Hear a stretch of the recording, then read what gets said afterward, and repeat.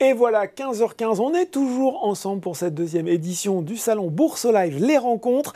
Comprendre le contexte actuel pour faire les meilleurs choix en termes de stratégie d'investissement. Bah oui, c'était un petit peu la promesse de cette seconde édition et nul doute que l'intervenante de cette webconférence va apporter des réponses utiles pour vous qui nous regardez et décrypter pour nous l'environnement économique et financier dans lequel nous nous trouvons et surtout justement les choix qu'il va falloir faire pour aborder tous ces sujets. J'ai avec moi sur le plateau aujourd'hui Lilia Pétavin, directrice exécutive et stratégiste de portefeuille chez Goldman Sachs. Bonjour Lilia. Bonjour Laurent, bonjour à tous. Pour commencer, peut-être, est-ce que vous pourriez rapidement présenter Goldman Sachs pour les investisseurs? Parce que bon, voilà, même si le nom il est forcément ultra familier, c'est important de savoir ce que recoupent toutes les activités de cette célèbre banque d'investissement. Oui, bien sûr. Donc, Goldman Sachs, c'est une banque d'investissement mondiale qui est établie en France, à Paris, depuis 1987 et qui recoupe toutes les activités classiques d'une BFI, donc financement, intermédiation au sein des marchés, conseil, mais aussi gestion d'actifs et banque privée. Et je dois dire que le bureau parisien a été assez dynamique ces dernières années, puisqu'il y a encore de ça 3-4 ans, nous étions une équipe de moins de 100 personnes et d'ici la fin de l'année, nous serons probablement près de 350. Il y a beaucoup de gens qui, comme moi, ont rejoint le bureau de Paris pour participer à ce dynamisme français, qui, je trouve, est un dynamisme même assez européen, parce que je remarque que le bureau de Paris a tendance à devenir un hub pour l'ensemble de nos clients qui sont sur le continent européen et pas seulement nos clients français. Donc, je suis ravie d'être avec vous et je pense que ça témoigne aussi de notre volonté de nous ancrer sur le territoire français et d'offrir des services assez complets à des clients assez variés, tels que les clients particuliers de Boursorama aujourd'hui. Bon, et des clients particuliers qui ont sans doute pas mal de questions. Et on va parler de cette situation, je le disais dans mon lancement. Allez, je vais oser le mot, stimulante sans doute, j'imagine, pour une stratégiste de portefeuille telle que vous. Situation jamais vue depuis plus d'une dizaine d'années. Inflation qui flambe des deux côtés de l'Atlantique. Resserrement monétaire en cours, là aussi, côté Fed, même si elle est un peu plus avancée côté américain que côté européen avec la BCE. Réduction de liquidité sur les marchés. Menace sur la croissance. C'est presque le scénario d'un film catastrophe. Comment vous analysez, Lilia, la situation que nous sommes en train de traverser ? C'est vrai que c'est une situation qui est très intéressante parce que je pense que nous sommes à la charnière, au tournant entre deux mondes, entre deux cycles.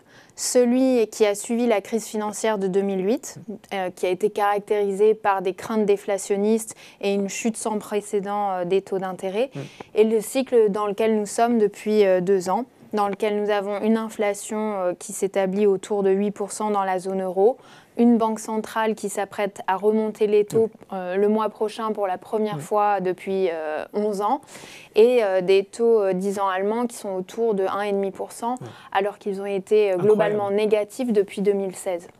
Donc ça a des implications très importantes pour les investisseurs et nous les avons bien détaillées dans un récent rapport qui s'appelle « Stratégie dans le monde postmoderne ».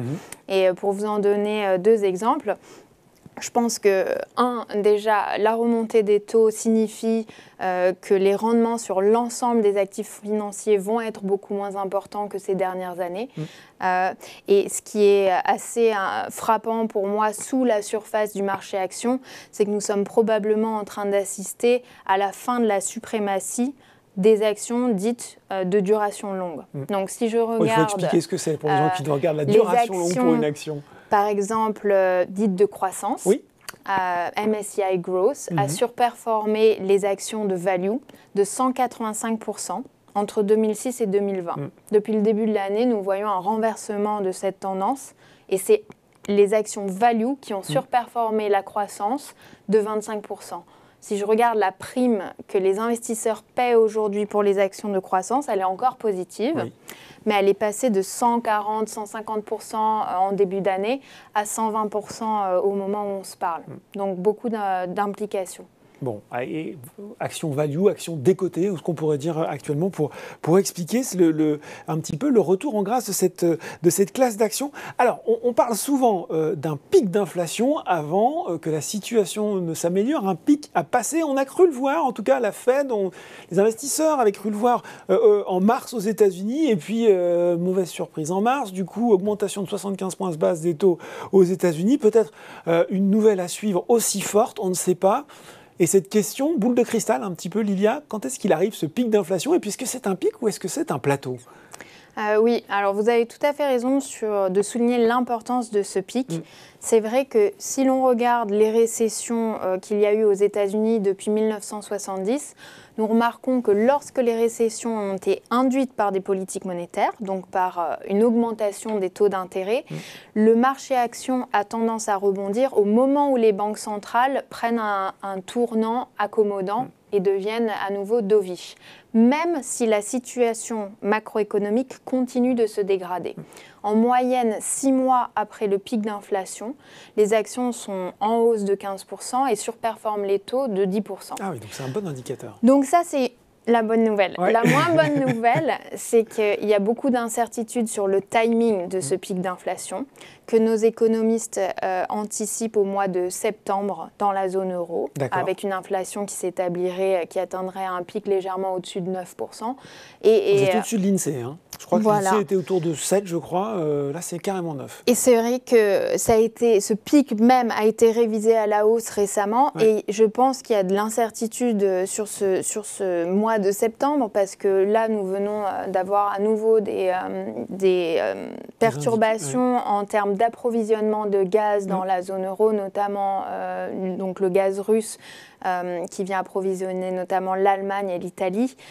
Donc tout ça génère encore plus d'envolées sur les cours du gaz et encore plus d'incertitudes. Donc un pic d'inflation, moi j'ai retenu quand même septembre, on va voir ce que ça donne. Inflation toujours plus forte, en tout cas qui reste forte.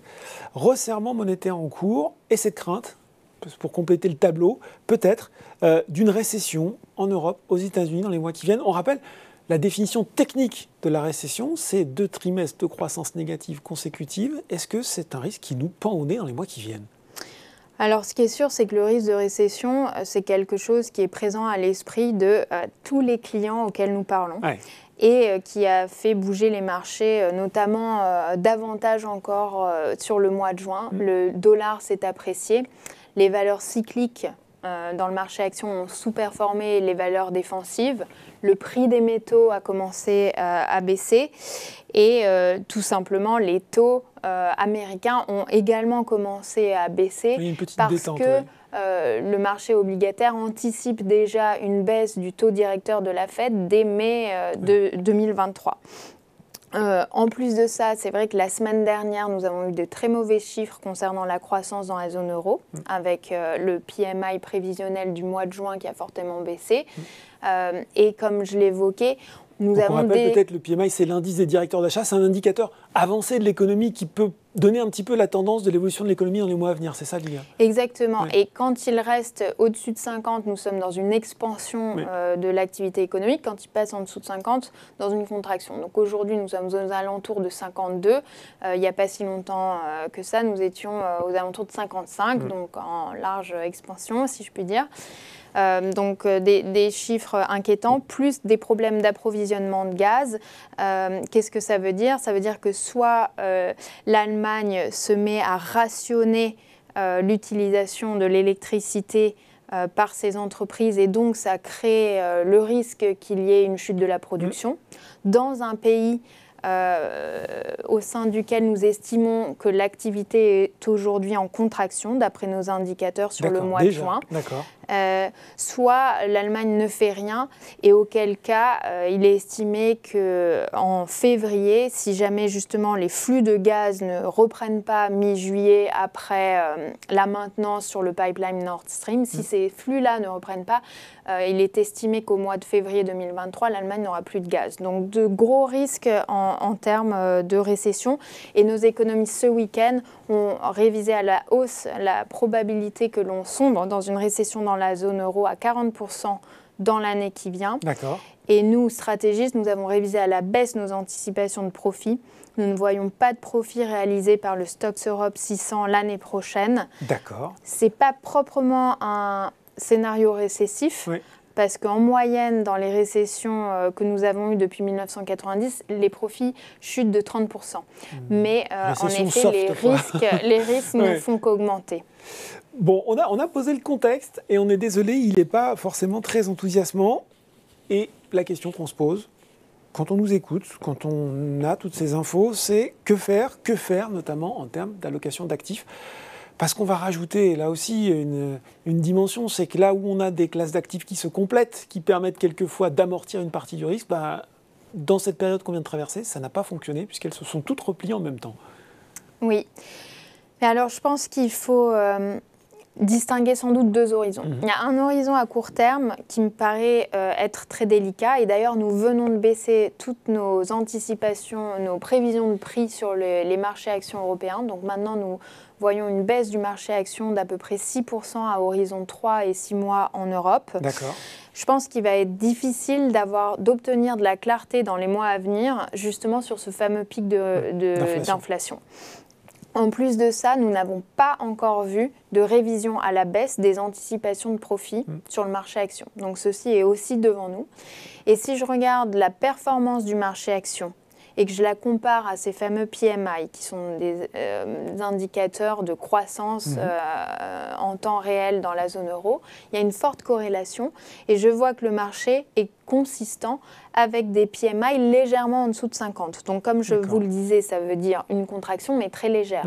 En moyenne, dans les récessions que nous avons eues depuis les années 60 aux US, les PMI baissent aussi bas que 40-44. Donc notre vue, c'est qu'à court terme, probablement, il y a encore de la marge pour que la correction sur le marché action continue. Et en termes d'allocation d'actifs, c'est la raison pour laquelle nous sommes neutres sur les actions, surpondérés sur le cash, surpondérés sur les commodités et sous-pondérés sur les obligations et le crédit. En revanche, je pense qu'à moyen terme, nous avons une image très différente. Si nous parvenons à avoir une inflation qui se calme, mais qui reste néanmoins plus élevée que dans le cycle précédent, et que les entreprises parviennent à générer des profits, ça pourrait être un environnement très favorable aux actions.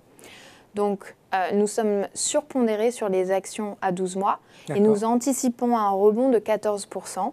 Si j'inclus les dividendes, ça vous donne un rendement de 18%. C'est la principale différence dans notre allocation d'actifs sur ces deux horizons-là. Si vous regardez un petit peu les niveaux de valorisation, ils ont fortement chuté sur le marché action depuis le début de l'année, beaucoup plus que sur le marché obligataire. Ce qui veut dire qu'une mesure comme l'Equity Risk Premium, qui vous permet un petit peu de juger des niveaux de valorisation entre les actions et les obligations, cet Equity Risk Premium, il reste assez élevé et nous pensons qu'il peut descendre plus bas. Ce qui veut dire que les actions auraient de la marge pour surperformer les obligations. Ça voudrait dire que dans ce contexte de remontée des taux, finalement, les actions peuvent bien se comporter. Parce que j'imagine aussi que c'est une inquiétude qu'on peut avoir en se disant ça va forcément pénaliser les marchés actions. Oui, alors il y a plusieurs facteurs à prendre en considération quand il s'agit de hausse des taux et performance du marché action, notamment performance relative. Il y en a trois, je dirais. Le premier, c'est de quel niveau absolu de taux est-on en train de parler et notamment quel niveau absolu de taux réel. Aujourd'hui, il reste encore légèrement négatif, donc sur ce point-là, c'est pas ce qu'il y a de plus préoccupant. Donc les taux réels, les taux nominaux, ceux qu'on voit, mais corrigés de cette inflation très forte dont on parle. Exactement. Le deuxième facteur à prendre en compte, c'est quelle est la rapidité avec laquelle les taux remontent. On sait que quand les taux bougent de plus de 2 écarts types, en général, les actions ont tendance à corriger et à avoir du mal à digérer cette hausse rapide des taux qui vient étouffer la croissance. Donc forcément, c'est mauvais pour les actions. C'est ce que nous sommes en train de voir en ce moment. Et le troisième point, c'est la source, l'origine de l'inflation, de la hausse des taux. Et en ce moment, nous avons une inflation qui est plutôt générée par l'offre que par une augmentation de la demande.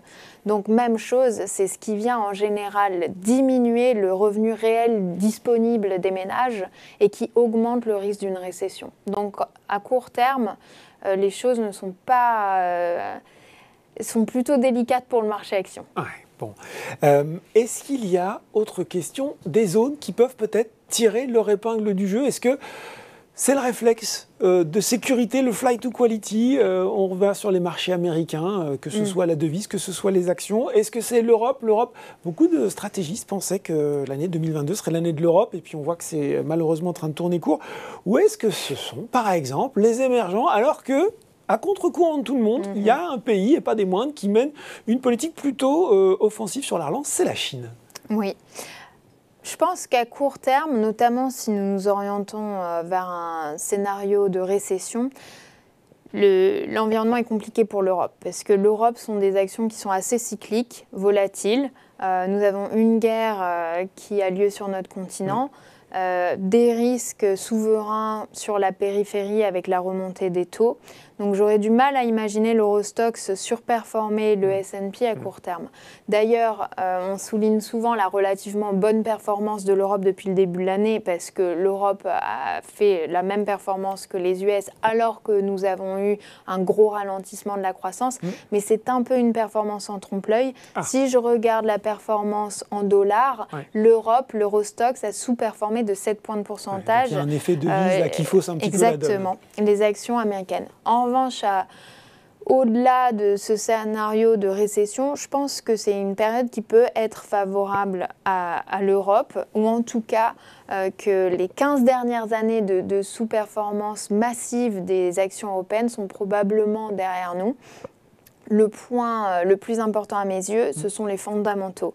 C'est la première fois que nous anticipons une croissance des profits similaire sur les deux marchés, que ce soit nous ou le consensus. Nous sommes aux alentours d'une croissance de l'EPS de 7% cette année sur les actions européennes. Donc, 8%. Bénéfice par action, hein. Je traduis un petit peu. Bénéfice par action, merci Laurent. Donc 7% en Europe, cette croissance-là, et 8% croissance des BPA aux US.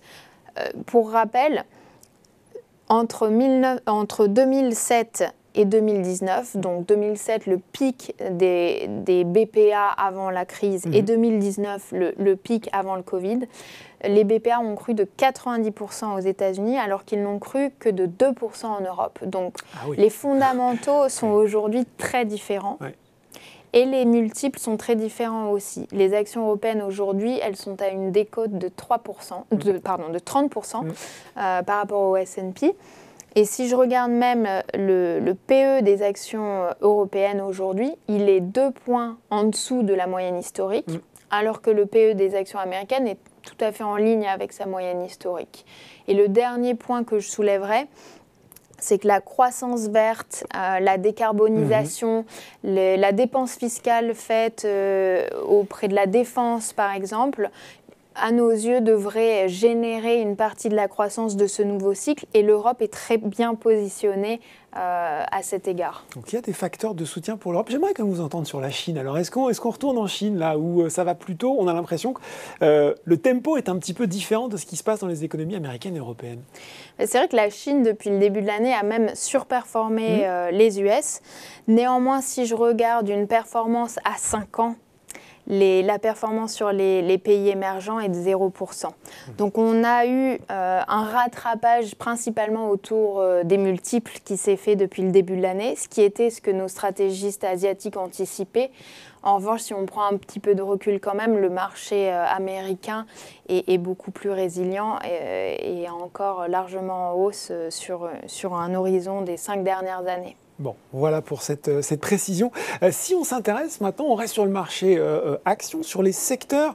Il y a eu un fort mouvement, vous l'avez évoqué, de correction sur les valeurs de croissance, les technos, une forte appréciation des actions liées, là aussi ça ne va pas être surprenant, aux matières premières, notamment aux énergies fossiles, au pétrole, des valeurs bien sûr liées à l'armement qui sont aussi très bien comportées. Question très concrète, quel secteur aujourd'hui il faut privilégier ou peut-être plus spécifiquement quel profil d'entreprise qui va pouvoir affronter cet environnement, cette mer agitée? Alors, nous avons des recommandations assez variées. D'une première part, nous sommes surpondérés sur les valeurs énergétiques. Parce que ce sont celles qui sont le plus à même de bénéficier de cette inflation très forte justement. Et leur niveau, leur multiple reste relativement attractif. Un deuxième secteur que l'on favorise, ce sont les valeurs bancaires, les banques, qui ont eu une performance tout à fait honorable depuis le début de l'année, malgré le ralentissement de la croissance, parce que nous partons de niveaux d'intérêt qui sont tellement bas que toute hausse des taux d'intérêt de ce niveau-là est positif pour les marges des banques, même si la courbe des taux ne se quantifie pas beaucoup. Et ensuite, parce qu'on en a parlé, les risques de récession sont élevés et en plus augmentent, nous voulons aussi avoir des valeurs défensives dans notre portefeuille. En l'occurrence, nous sommes surpondérés sur le secteur de la santé, sur les télécoms, qui sont peut-être les deux secteurs défensifs qui ont des marges peu impactées par la croissance du prix des commodités. Les secteurs que nous favorisons le moins, ce sont ceux qui sont liés à la consommation et qui peuvent encore sous-performer, malgré le fait qu'ils aient déjà énormément sous-performé depuis le début de l'année, car on voit dans la zone euro aujourd'hui que nous avons un revenu réel des ménages qui est très fortement négatif. Donc toujours à cause de cette problématique de pouvoir d'achat, c'est ça? Exactement. Bon, moi j'ai retenu bancaire, énergie, santé, et le dernier, je ne sais plus. Télécom, qui est un autre secteur défensif qui normalement n'est pas trop impacté par le prix des commodités et qui a des marges qui ont tendance à être stables. Et donc c'est à nos yeux ce que les investisseurs vont chercher à retrouver dans ce cycle. Quel scénario, vous l'avez déjà un petit peu adressé finalement au travers de vos différentes réponses, Lilia, vous avez pour l'évolution des marchés d'ici la fin de l'année? Et puis, je suis obligé de vous poser la question, on n'est pas si loin des vacances, c'est généralement la période où on oublie tout, on prend sa serviette, on laisse son ordinateur, mais est-ce que on prend des précautions? Est-ce que l'été peut être agité, meurtrier sur les marchés ou pas? C'est vrai qu'on l'a abordé. Nous, si nous regardons nos prévisions de prix, nous avons un marché action en baisse de 6-7% sur le court terme. La bonne nouvelle, si je puis dire, c'est que historiquement, lorsque je regarde les récessions depuis 1990, le moment où le marché action rebondit est le moment où nous entrons en récession. Puisque le marché action, évidemment, anticipe un temps d'avance sur la récession. Donc, ça a été le cas en 2001, ça a été le cas en 2011 et ça a été le cas en 2020. Parce que ces récessions ont été assez rapide. Par contre, ça n'a pas été le cas en 1991 et ça n'a pas été le cas en 2008. En 1991, la récession a duré 3 ans. En 2008, la récession était historiquement sévère. Donc, à horizon 12 mois, encore une fois, nous anticipons un rebond sur le marché action pour le moment. Et est-ce qu'on peut avoir vraiment du tangage, entre guillemets, avec les semestriels? Moi, c'est ça qui me... Voilà, fin juillet, les semestriels vont tomber, on aura déjà un peu de l'impact de la crise en Ukraine. Est-ce que là, on peut s'attendre à peut-être de mauvaises surprises et puis peut-être des sanctions du marché? Oui, c'est possible. Après, c'est vrai que, bien sûr, encore une fois, le marché action anticipe aussi cette baisse des BPA. Ouais, c'est déjà un petit peu rentré dans les mentalités, on va dire, et dans les cours. Les analystes anticipent encore une croissance des BPA l'année prochaine de 5%. Le marché action, si je regarde, il est assez bien corrélé avec les révisions de BPA, avec un temps d'avance qui est de 3 mois à peu près. Le marché action est à peu près cohérent avec une révision de 5 points de pourcentage. Donc, en l'occurrence, notre prévision à nous, qui est que nous n'aurons pas de croissance des profits l'année prochaine.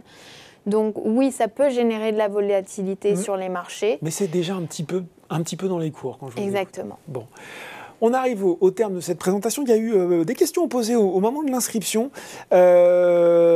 Monique, et ça c'est une question je pense que vous vous posez beaucoup aujourd'hui. Où allez-vous chercher de la sécurité? Mais oui, on a besoin de sécurité dans un marché aussi compliqué. Faut-il acheter de l'or ou des ETF adossés à des métaux? C'est une très bonne question, parce que c'est vrai que si on regarde la corrélation entre les actions et les obligations, elle est très élevée aujourd'hui. Donc on a du mal à trouver de la sécurité dans les obligations. On a du mal aussi à trouver de la sécurité dans l'or, parce que c'est un actif qui reste négativement corrélé au taux réel. Donc quand les taux réels augmentent, l'or n'est pas nécessairement une valeur refuge. Ouais. Oui. C'est ce qu'on a vu depuis le début de l'année. L'or a tendance à bien performer, surtout quand les anticipations de croissance sont révisées à la baisse. Donc peut-être qu'il y aurait une fenêtre d'opportunité pour l'or à court terme, mais nous préférons être justement surpondérés sur le cash et sur les commodités qui sont structurellement dans une période intéressante. Donc même si c'est vrai qu'une récession va forcément faire venir baisser la demande des commodités, la question qui se pose, c'est est-ce que la demande va rester supérieure à l'offre? Et la vue de nos stratégistes commodités est oui. Donc des ETF adossés aux métaux, c'est plutôt une bonne idée finalement. Adossé surtout, je dirais, au prix du pétrole. Au prix du pétrole. Parce que les métaux ont tendance à être quand même un peu plus cycliques que le prix du pétrole. Alors justement, de transition, tout trouvé avec une autre question qui avait été posée par Jean. Avec la guerre en Ukraine et les sanctions contre la Russie, je me dis que le prix du pétrole va rester haut. Est-ce qu'il est intéressant de revenir sur les valeurs pétrolières? La réponse est plutôt oui, j'imagine. Et plutôt oui, et c'est vrai que, encore une fois, c'est une très bonne question par rapport au risque de récession. Quand on regarde historiquement les valeurs énergétiques, donc dans le marché action, en amont des récessions, elles surperforment 90% du temps. En revanche, une fois que nous entrons dans la récession, elles ont tendance à sous-performer. Et c'est vrai que là, nous pensons que l'environnement est assez différent parce qu'il y a eu si peu d'investissements pendant 15 ans dans ce secteur-là. Il y a aujourd'hui un gros déficit au niveau de l'offre. Et avant même qu'on soit dans cette situation, les compagnies pétrolières l'avaient dit, attention, il y a un sous-investissement et ça va se payer, entre guillemets, un jour ou l'autre. Exactement. Et si je regarde aujourd'hui ce qui est reporté par les compagnies pétrolières, nous voyons qu'elles ont augmenté leur capex, leurs investissements, mais pas du tout autant que ce que suggérerait le niveau actuel du Brent. Donc ça signifie que structurellement, nous allons rester dans un marché déficitaire pendant encore de longs mois. Et encore une fois, je l'évoquais tout à l'heure, les multiples, les niveaux de valorisation sont attractifs pour ces entreprises-là. Elles dégagent un free cash flow yield aujourd'hui qui est proche de 16%. Ça, c'est 2 fois le niveau du marché. Donc le rendement de leur cash flow libre. Voilà. Je suis désolé, je traduis pour tous les gens qui nous regardent. On va terminer rapidement avec cette question d'Eric qui agite aussi un spectre, à mon sens, qui doit parler à beaucoup d'investisseurs. Est-ce qu'une remontée trop brutale des taux ne risque pas de déstabiliser tout le marché obligataire? Comme en 1994, c'était quoi? C'était Alan Greenspan, c'était le crack obligataire. Est-ce que ça nous pend au nez, ce crack obligataire aujourd'hui? Ce qui est, à moi, ce qui me préoccupe le plus, c'est surtout la corrélation entre les obligations et les actions. Et c'est vrai que s'il y a une remontée des taux brutale, on a tendance à voir les 2 classes d'actifs qui donnent des rendements négatifs, ce qui était le cas à l'époque. Et d'ailleurs, si je regarde depuis le début de l'année, un portefeuille classique 60-40, donc investi à 60% dans les actions et 40% dans les obligations, a eu son pire début d'année depuis 1960 à cause de cette corrélation négative. Donc, encore une fois, oui, c'est un risque et c'est pour ça qu'on va chercher de la sécurité dans les commodités, dans les actifs d'infrastructure, les actifs réels qui ont tendance à bien performer dans des périodes où l'inflation est élevée et s'accélère. On a une question qui est tombée en direct, qui est un peu la droite ligne de ce qu'on est en train de dire. Faut-il se retirer radicalement, j'aime beaucoup, faut-il se retirer radicalement des obligations en ce moment? Est-ce qu'on se retire radicalement des obligations? Alors ça serait tactiquement assez compliqué à court terme. En général, quand on a un bear market, et nous anticipons, pour être bien clair, une prolongation encore de ce bear market, c'est assez rare que les obligations soient la classe d'actifs qui sous-performe. Si je regarde par exemple les années 70, donc les années de référence pour la stagflation, donc pas de croissance et inflation forte. Cette décennie-là s'est ouverte par un gros crack sur le marché obligataire et actions, mais les actions ont largement sous-performé les obligations tout de même. Bon, et ben voilà, on a apporté, j'espère, pas mal de réponses concrètes sur une situation compliquée et les choix à faire. C'était Lilia Pétavin, directrice exécutive et stratégiste de portefeuille chez Goldman Sachs. Merci beaucoup, Lilia. Merci, Laurent. Merci. Cette webconférence est terminée, mais ce n'est pas encore la fin de Bourse Live les rencontres. Restez avec nous, ça revient dans 15 minutes. Merci beaucoup.